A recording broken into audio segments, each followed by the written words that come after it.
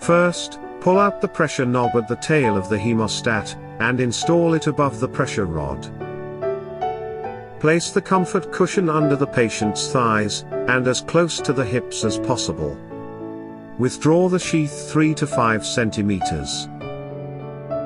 When placing the main body, please ensure that hose dome is directly above the vascular puncture port. Find out the pulsation position of the femoral artery at the skin puncture point, which is at the junction 1 centimeter above the puncture external opening.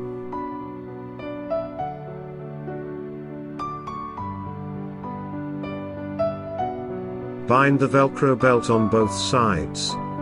There are 3 types of bandages: small, medium, and large. You can choose the appropriate belt according to the patient's weight. When the compression dome is placed correctly, it should be evenly pressed on the puncture site. Viewed from the top, the main body and the Velcro belt should form a cross shape.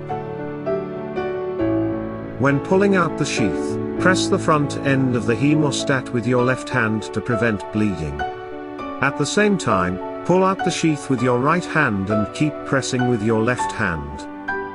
Turn the pressurization knob clockwise to pressurize. When the hemostat generates enough pressure, release the left hand.